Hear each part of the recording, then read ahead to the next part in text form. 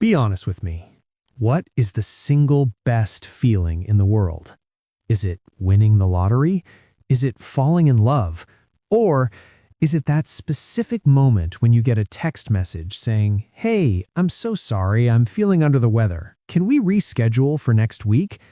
And you pretend to be sad. You text back, "Oh no, so bummed, feel better." But on the inside, you are doing a victory dance. You are putting on the sweatpants. You are ordering the pizza. You are free. If you felt that in your soul, this video is for you. For a long time, society has told us that if you love staying home, you're antisocial, boring, or maybe even lazy. We live in a world that glorifies the hustle, the parties, and the constant going out. But psychology tells a completely different story. Today, we are going to look at the science of why you love your sanctuary.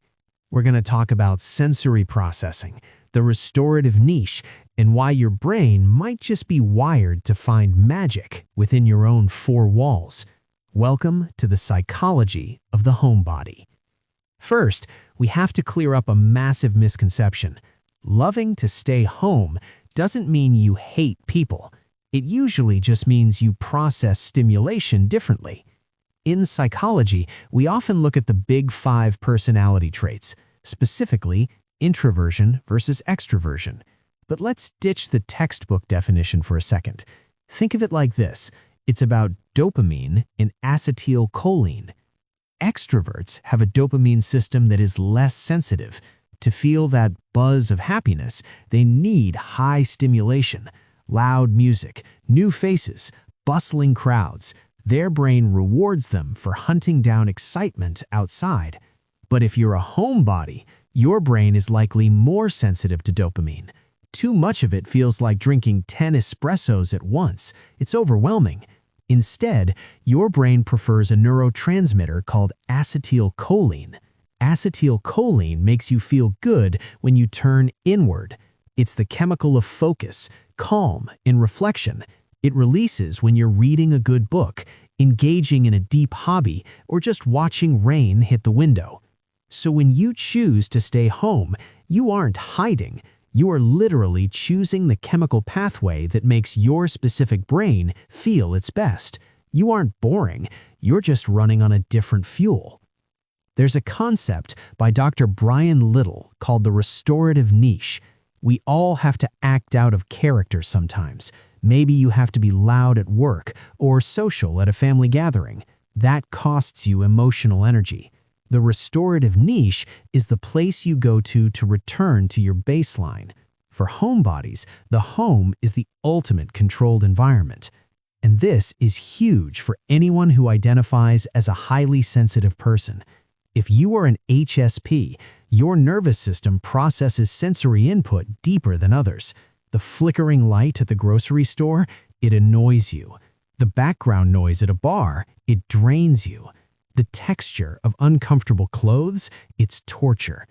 Your home is the one place on earth where you control the variables. You control the lighting. You control the temperature. You control who is allowed in. You control the noise level. Psychologically, this creates a sense of safety and autonomy. When you walk through your front door and lock it behind you, your cortisol levels, stress hormone, drops significantly because your brain realizes, I am in the captain's chair now. That relief you feel, that's biological safety. For years, we've talked about FOMO, the fear of missing out, but homebodies have unlocked something much more powerful, JOMO, the joy of missing out. There's a psychological maturity in JOMO.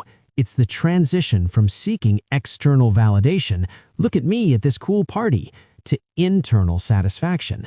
I am genuinely enjoying this puzzle, movie, or nap.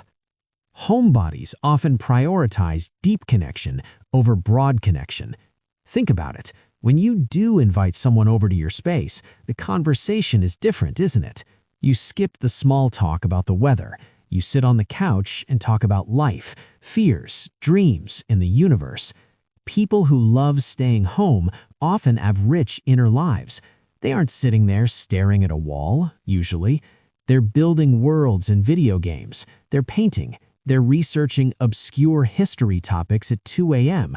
They're cooking elaborate meals. The home isn't a cage. It's a laboratory for your creativity. Now, because this is a psychology channel, I have to add one small caveat. We have to keep it real. There is a difference between solitude and isolation. Solitude is, I'm staying home because I enjoy my own company and I'm recharging. That is healthy. That is powerful.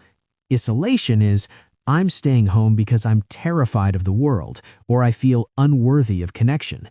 If you find yourself staying home purely out of anxiety, or if you feel lonely but are too afraid to reach out, that's when the sanctuary can turn into a trap. We are social creatures, even the most introverted among us. We need connection.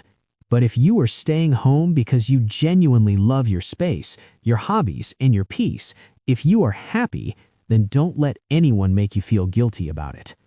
So the next time someone asks you why you don't want to go to that loud, crowded club on a Tuesday night, you don't have to make up an excuse. You can just tell them, my brain runs on acetylcholine, I'm currently optimizing my restorative niche, and I'm practicing the art of JOMO. Or just tell them you have a date with Netflix. That works too. I want to know in the comments below, what is your ultimate stay-at-home activity? Are you a reader, a gamer, or a napper? Let me know. I read every comment. If you found this video validating, do me a favor. Hit that like button. It helps us find more people like us. Share this with your extroverted friends so they finally understand you. And hit subscribe and ring the bell. We dive deep into the human mind every single day, and I'd love to have you in our corner of the internet. Stay cozy, stay curious, and I'll see you in the next one.